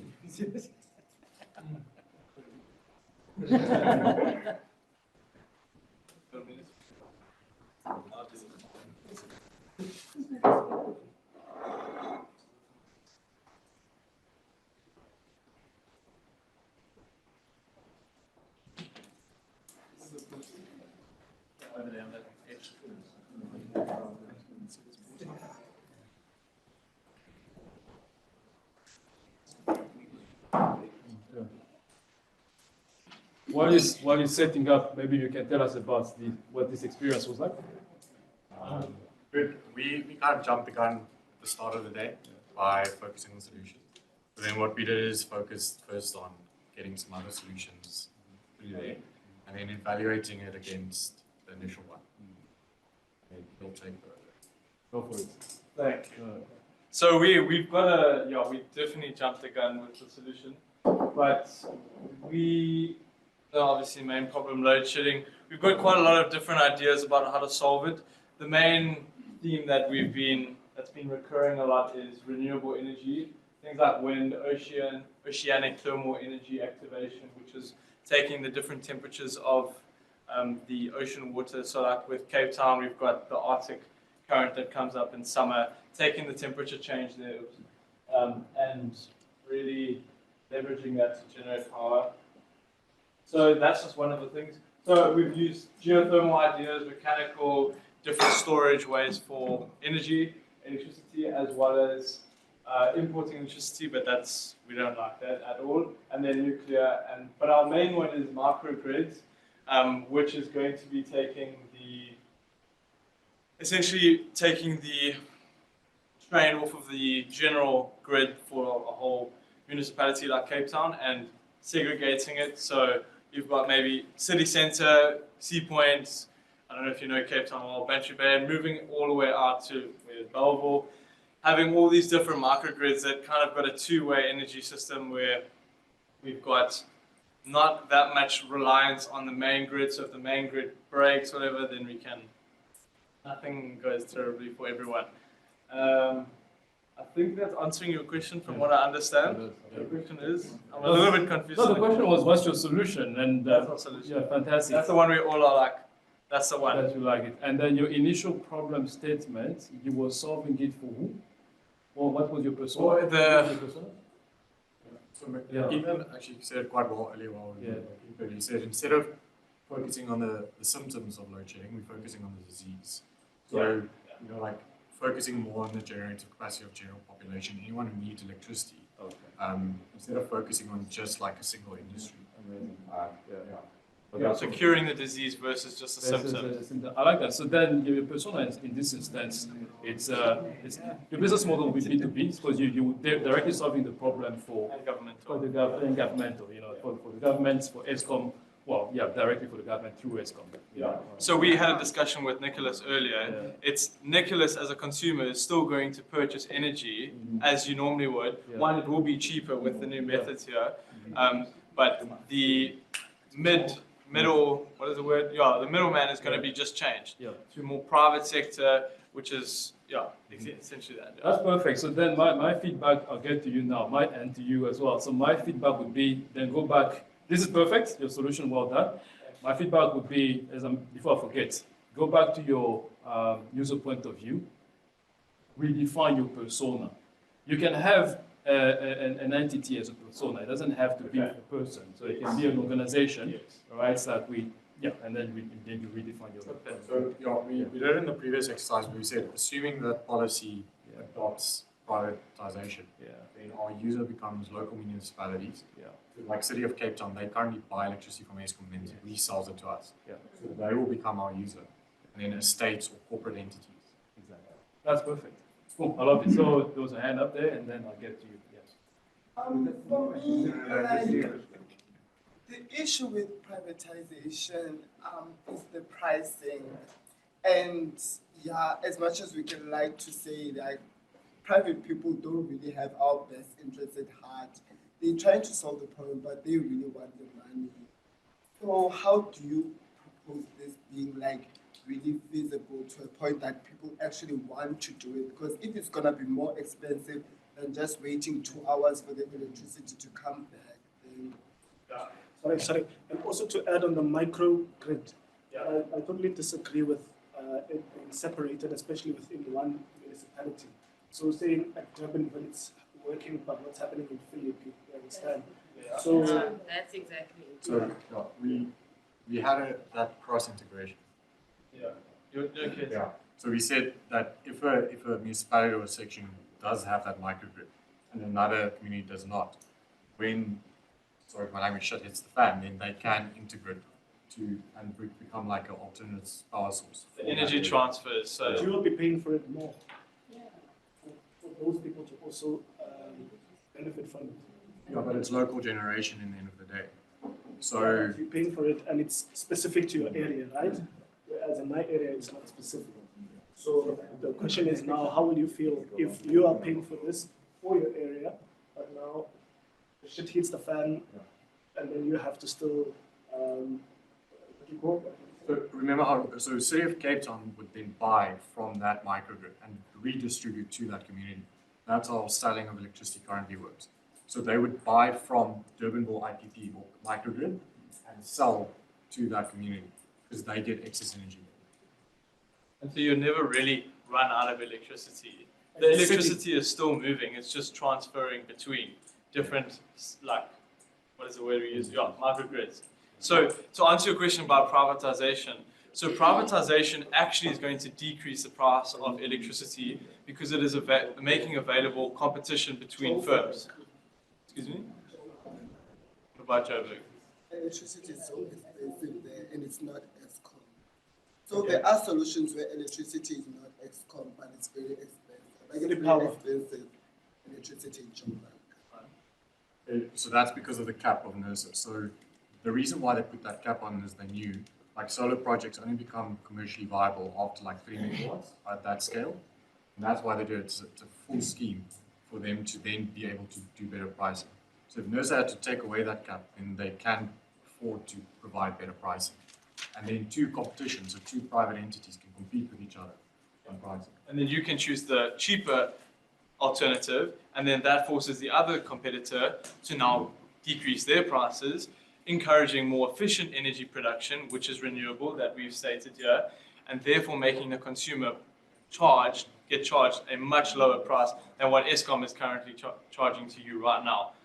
Yeah, that's how I'll answer that question. I love it. There was it was the same question? Okay, cool. So then you is next. So I just want to ask, you're saying that you're treating the not the symptoms, but you're treating the disease. I feel like all the solutions you have are technical solutions, and you have to ask yourself why those technical solutions are not in place, because there's not a shortage of skills, I'd say, but why is that not in place? And that's the actual problem and that's the place where you need to find a solution. So that's just if you want to treat the disease, you have to solve that. So, why these other solutions aren't in place, which is an institutional level, such as NERSA putting the cap on. I feel like there's no technical shortcoming. We have skills in this country. There are solutions. We can get skills from overseas. It doesn't matter. But the problem is not necessarily the technical side of it. It's why are those technical aspects not? Why is it not in place? I think maybe, like, if I could just clarify, why do you think load shedding started? Or what was the cause of load shedding? From my understanding. Well, you can all Our like, group's understanding. yeah. Well, one of the issues of why it started was the lack of maintenance of plants, right? So back when like the 80s, even before that, that's the last time it was maintained. Fast forward a bit, it's still not maintained. We can go into the next issue. So is that because there's no skills, or is that because of a different problem? Such as? Like Yeah, if running you're of pertaining- maintenance. Yeah, pertaining to the people. Yeah, because that's kind of the thing. Because as well, even if you then install these new systems, Who's going to maintain them? What's the point, right? Exactly. So then, I suppose that's a great point to bring up. Thank you for that. So I guess then the solution is to have people that are maintaining it fundamentally, right? And I guess that is what we have assumed will come with the microgrid by saying that now there is a lesser requirement for each area for the amount of maintenance. We're kind of cutting up the elephant in chunks here so that we can easily, eat it or whatever. So that the microgrids is a way for putting less strain on certain areas, maintenance requirements, energy requirements, whatever, all the different things there. That answers that question. I just want to interject here. I'm loving this conversation. I actually did not want to stop it. What I wanted to say, a few things. One thing you did great is notice the purpose of this exercise. We kind of jumped the prototyping part. We went to the testing already, because after you've prototyped, that would be the objective to come back to you and show you this is our prototype. But we can kind of merge the two steps into one, so it's fine. The idea with prototyping is exactly what's happening here. Because you're solving it for them. Yeah. And they're telling you, like, this won't work for us. Yeah. A, B, C, and D. And what I love about your reaction is what I want to encourage everybody else to do when you're receiving feedback. A great way to receive feedback is always yes and. Okay? All right, your product sucks. Yes, and I would love to know why you think that. Okay? Yeah, so, you know what I mean? It's you're shifting you're shifting in a positive direction instead of saying, but if you kind of negate what is just said, it becomes a confrontational type of thing. Yes, and it steers the conversation in a positive direction. Yes, and yeah, would you care to elaborate on that? You know what I mean? And that's what he did exactly. Because you challenged him, you know, you got to a point where it's like, okay, who's going to maintain it? It's like, yes, and thank you for that feedback. So that was great. I thought I should just highlight that. But thank you very much. We're going to move on to the next one. So let's switch it up a little bit. You guys are next. Okay, good morning, everyone. So, of course, all citizens are affected by load shedding, from high scholars, corporates, individuals, engineers, like us in the room. So we came up with top 3 solutions, if I may put it like that, and I'm going to present point 1 and point 3. So the first one is, we strongly feel like there's a huge disconnect between government and citizens. And citizens, in our view, we feel they don't have a platform to actually share their innovative ideas on how to do. So training and development is going to be a major factor in this regard. So you ask yourself, how are these trainings going to take place? So there's going to be a series of media profiling around, you know, where to go for the nearest training or next training. And then there'll be like high school, more marketing to say anyone that's interested in the part. And of course, we're going to use social media as a broader overview on how to interact. So anyone is open to participate, be it corporates in the group setting. And then part of that, you encourage STEM in high schools, which is science, technology, engineering, and mathematics. And the third one is load shedding subsidies. So, of course, you'll have a screening process where if you're an entrepreneur and during certain hours you're not able to connect to your home Wi-Fi because of whatever reason, you'll either maybe put your data in the chat box or social media so that they can track, and if you have proof that load shedding does affect your business, and then there'll be an exchange in terms of resources as opposed to monetary. So if maybe your network is affected, so you have a transaction. And of course, because the businesses are highly affected and insurance might compromise. One of the solutions is for the government subsidize the insurance. It's seamless. Of course, the third solution is for input.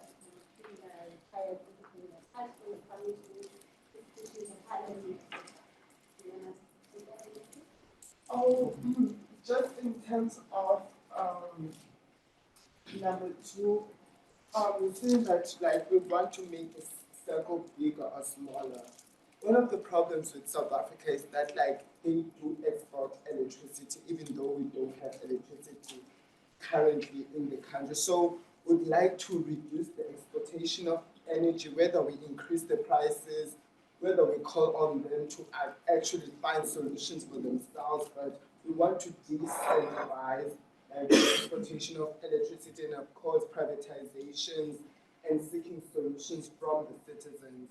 And just on the first part also, there was a strong emphasis on like utilizing new technologies and data science and renewable energy where we can have actually open source software for data science and other things so that like people can actually have access to these things and take the power into their own hands.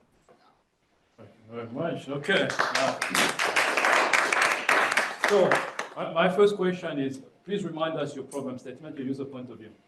Oh, it was a precious entrepreneur. Precious, an entrepreneur, and a mother, and all. So which one did you vote for, by the way, these three? We voted for Number one. Okay, so number one is education, training, and open source information and all that. Do you feel that this solution solves the problem for Precious? Yes. Okay. I mean, maybe to a certain Yes. extent. Yeah. It's not a trick question. I just want to know. Yeah. Okay. Okay, that's fine. So I'm happy. Because Precious is a what's the business model for Precious again? She's a tutor. Yes. Okay. And so her beneficiaries will also benefit from that. The training and development. All right. I hear it. I want to open the floor to the rest because you are the consumers. What do you think of this solution? Is this something that you'll be interested in as a solution for your problem, which is load shedding? Would you? In fact, we didn't choose one. We just had those three top. Okay. So maybe this is a good time then to choose. Actually, like, when you say education and training, what does that imply? Like education and training of what? Just remind me again. On a vast aspect, we have a lot of international companies currently which are sourcing out renewable energy, and citizens have no idea what that is. So it's more of to create an inclusive, tailor-made economy around the problems. Because if you come to my township and you talk about renewable energy, no one knows that. So the training is very vast in terms of what are the possibilities, to maintain safety hazards, what to look out for. So it will be a very broad outcome. So if I understand correctly, if people are educated or aware about potential solutions out there or alternative means, they would hopefully opt for that and use, I don't know, these alternative, maybe more sustainable means, if at least they know about it. It's difficult for them to even think about using it because they don't know about it. Is that what you're saying? So that's yes. Yeah. And then the second response is that you are equipping the citizens to actually come up with innovation. Yes. Because the more they learn about it, the more they can think also about, creating like sustainable solutions. I get it. So then, as a consumer, again, I'm going to pose the question to you. Do you feel like this solves your problem of load shedding? Because the idea here is to give her feedback on her solution. Yes. I think as a consumer, it probably doesn't solve my day-to-day problem in terms of load shedding. But what I do think it does, and I speak now as a teacher who teaches in a township community, I think that it's a great idea in terms of my learners who live in shacks and homes where they're all using gas and they don't know how to use that resource. Because a lot of our learners do have shacks that are burning down because of it, and it's a lack of knowing how to use the gas. Some of them don't actually want to access the use of gas because they're too scared because of what they see in their community. I also think that when it comes to the idea of the renewable energy, and I assume that you're talking about the generators and the inverters and so on, is that what you're 2042, okay. I just have a question around that because if I'm in a township community, are you saying that you want to educate me on how to use that as a resource? Let me first answer, and I'll give you the option. So, okay. So going back to the discourse around the government and what's available and the issue around load shedding, right? I'm exposed to a lot of international companies who are coming into the country and they are offering the services around renewable energy, with the actual solutions around what they offer. I know now banks also actually have loan options around renewable energy. What I'm saying is that if you have a community that is trained in these things, they can actually join these organizations and get employment, number one. Number two, they will then actually be at the forefront to educate the citizens. Okay, you wanted to say something about that. That's what you wanted to say. Okay, I'll take one last question, then we move on. Mine's a bit less a question, but I want to commend the idea of uniting the government and the people. I think that is probably one of our biggest causes of a lot of our problems, because I think, like we've discussed this earlier in the presentation, you need the feedback of the people into the person giving the solution in order for it to actually work. That's what we're doing now. And I think that would give people, even if we could just give suggestions, give ideas, as you say it, but I would actually put that before the training, because all of us could already start giving ideas. But if you have to take time to train first, then, so if that communication could be there and like we could give solutions, we might solve it here today and send it in, and that could start happening. Yeah. And we could solve other problems as well. So I think that's a really lovely concept. I love it. I feel tempted to just keep on moving, but these pressing questions, is everybody okay with us pushing us, because I was going to be late for lunch? You okay? Yeah. Okay, cool. You had your hand up first. Then. All right. I think what he has just said is what we have. Also, you feel like you want to we have voted for, because it kind of aligns this solution. By all means, go for it. Because we, both private and government need to. This is a social problem. They need to come, and that's why our solution was to restructure the whole energy and restructure ESKOM, so that we have, if we can use your financial what you call, you can have separate income streams or separate energy feeders into the main grid. So that ESKOM looks at what nuclear brings, what the dying coal brings, what does the wind or the hydro brings. So that we because now we cannot write off government. There are really remote areas that even private cannot service. So if we consolidate those all options and say, I'm making an example, the urban Cape Town, Greater Cape Town, can take off, the private can take off so much from the main grid so that it can feed to more remote areas, because I don't want us to write this issue down, because the narrative out there, I'm from the Eastern Cape, I service the remote.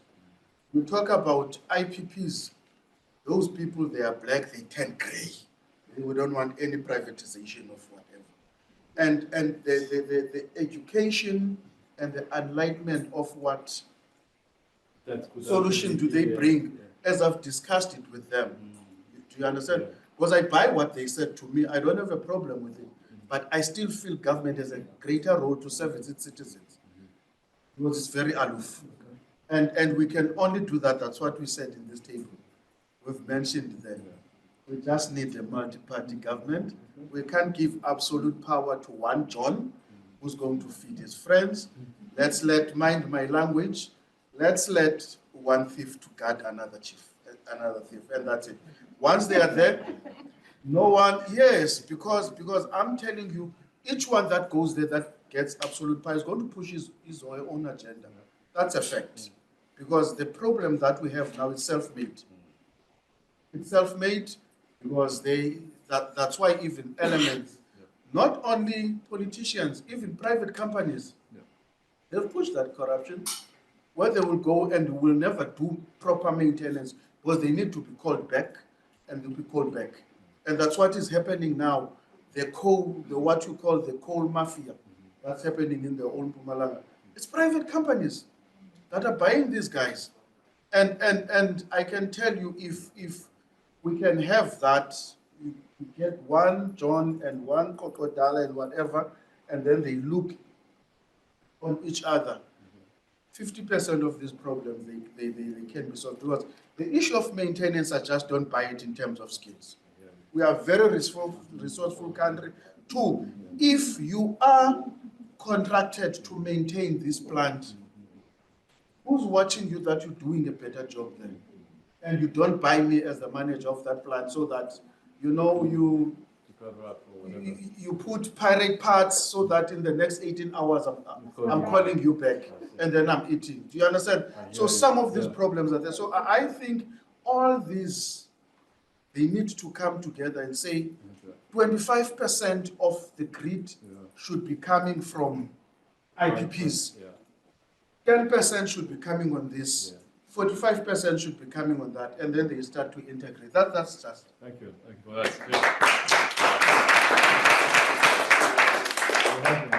So I think, sir, to answer the question of the two gentlemen who were unsure about the monitoring and who does the monitoring and who won't do it, the simple answer is this. What is it? It's cadre deployment. And I feel like in this room, we shouldn't be afraid to hold those who are in power accountable. We should talk a little bit about politics, maybe in some solution-based, and not necessarily to point out at one political party, but maybe to talk about the power of the politicians and the systems that they use, such as cadre deployment, and whether that is working for the country or not, or for the solutions that we are saying or not. Because at the end of the day, we can take all of this, put it together. Where do we send it? Maybe to Parliament. Who is the majority party in Parliament? It's the ANC. They are the ones who are going to make the decisions. They are the ones who are running the state-owned entities, etc. They are the ones who have the means and the capabilities to employ and deploy and give entrepreneurs the chance and teach from the CSIRs to the basic, tertiary, etc. So the question of holding politicians accountable shouldn't be a question where we, at least in this room, are scared. We should talk about it, we should address it, because if we say we are looking for solutions and load shedding solutions, which are real solutions that are affecting each and every one of us, then we should first go and pinpoint it to where it starts. It starts from the mismanagement of the country by those who are in charge of the country. How then do you solve it? You want to say something? Yeah, I just want to, because we haven't presented. You can actually present now, and then because okay. I like that protest. Speaker, but I'm expecting some negativity from that. Okay, so we said that the core problem, if you go to the root of the problem, is the peak electricity demand exceeds the supply. So then we have different solutions surrounding that. So you have incorporate sustainable energy. So that sector is almost the technical side that they spoke about. I'm not going to go into all the details. Then we have improved management and staff. So there are obviously reasons for that. And then another one we add is corruption, which we also spoke about now. So then we took all of these solutions and we put them in three main categories, and we almost renamed the categories. So the three main categories was utilize available skills, which is kind of the solution for your technical side there. And then we have improved values or corruption, so this is what we're speaking about now. And then also a main category that came out of some of these is performance-based employment and funding. So we chose that to be the main solution, because if we have performance-based funding and employment, then it will solve all the rest of the problems. So So then their good idea can be funded. So, and Yeah. and everyone's solutions can be enabled. So, Yeah, I think something that's very similar that I just want to add that this kind of comes down to is very similar to the sporting environment, where we know if a player that is not as good is introduced into a team for other reasons than their performance, this firstly demoralizes the players that are in the team, the players that were better than them and were left out, so they leave. The players in the team don't respect the other players that are there for some other reason. So that chemistry doesn't work. They leave, the team doesn't win, nothing happens. I think the perfect example of this working is the Springboks team. You know, like, not to be cliche, but like, look at what was accomplished in that team. You know, like there is no race. Look at how the world is looking at South Africa because of what was achieved through that system. And I think exactly all of that stuff applies with the system.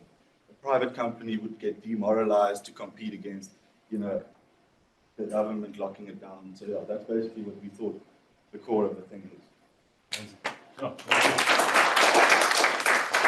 All right, so does that answer? Again, I'm going to ask the same question. As a consumer, what they're offering, you would think it would work? Should I take it? Yeah.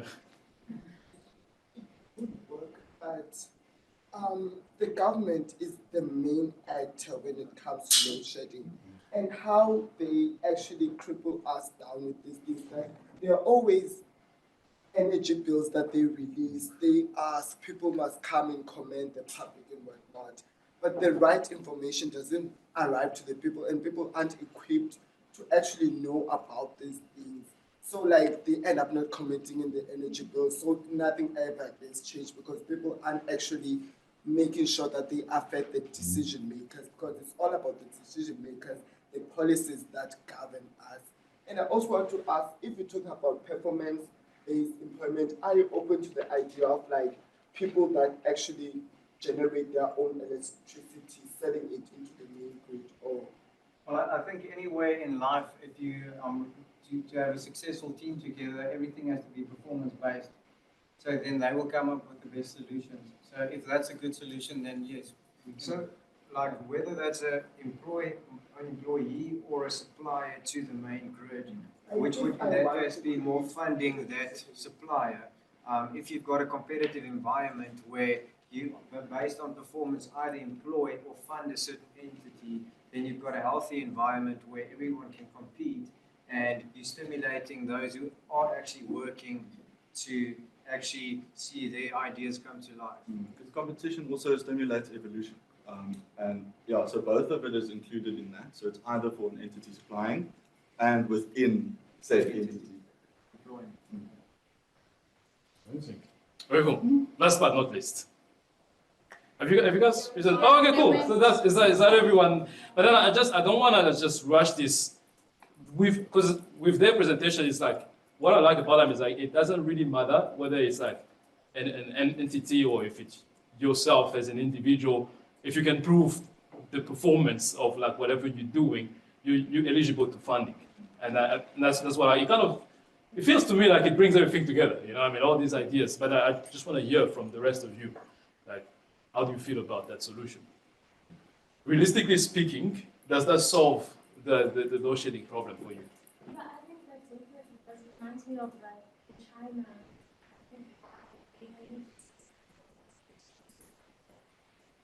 Government understands in supplying social need.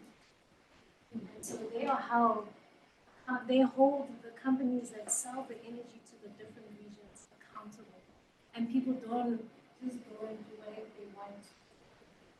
So that way competition is maintained, and also society doesn't get a sense of embedded due to the fact that like at some stage when the coal is at $5,000, now we're experiencing stage 6. They're lining up in Mpumalanga to export to service other countries, to these private companies to benefit their balance sheets. Where in China, that doesn't happen. Government will step in and say, no, that is not allowed. We make sure that our people are serviced first, and then if it says then it's I think that speaks to everything that everyone is saying about making sure that at the top, the social need has been spread to, is making sure that people who are going to make sure, like, it's just, everyone's held accountable. That's the main thing. And that there isn't room for people to just want to increase their balance sheets and drive the things like that. $5,000. It's people get it first and then Amazing. Oh, thank you very much. I think I just want to applaud everyone. Some amazing ideas. I want to wrap it up and then we can go for lunch. Let me just turn this on. So I think you get the idea, right? Now we've kind of combined these last 3 steps together. We're not going to do the prototyping because time is gone. But the idea is now, with the feedback that you have now, you kind of build a prototype and then go back to them and put them in their hands. In fact, Steve Blank has a quote saying that once you put the prototype in the user's hand and you see their pupil dilate and they say, here's my money, I want it, you have a potential customer. So the exercise, once you have your idea validated, and then you go back to your user to kind of, again, have it validated. If you can get 10 such potential customers, that if you have something running, for most of you already have running businesses, if you switch off your products and people call you at midnight, that what happened, turn it back on. Yeah, that's like you've reached product market fit and you have potential customers. So that's the idea with this all design thinking process. I want to leave you with this formula. If you take anything from this exercise, from this workshop, is that as an entrepreneur, you want to remember that the biggest formula for an entrepreneur is that maximum amount of learning over minimum amount of cost. That's the goal. You want to learn as much as you can about the market, about how people feel about your product, your services, at the lowest cost possible. And cost, obviously, it always boils down to money, but it can come in various shapes and forms. It could be time away from your loved ones. It could be your energy. Instead of burning all of that up only to build something that people don't want, you want to make sure that you have that. And in closing, I can just get there. Then, of course, once you have that validation, you can go to mass production and finish the thing. So in closing, I want to finish with these quotes. It's from Peter Thiel, actually, from the book 0 to 1. For whoever has read 0 to 1, you remember this. The next Bill Gates will not build an operating system. The next Larry Page, Sergey Brin, won't make a search engine. And the next Mark Zuckerberg won't create a social network. If you are copying these guys, you aren't learning from them. I'll just leave it there. Thank you very much for your engagement, your energy. So what's going to happen now, we're going to go for lunch, but I have a request. Before we eat and we get all sleepy and people start leaving, can we take a group photo while people are still alive, like and awake? So we can just go outside, take a group photo, and then we can go for lunch. I beg your pardon? 1 hour. 1 hour. Lunch is 1 hour. So let's be back here by 1:15. Let's make our way out. Yes, it's safe. It's perfectly safe.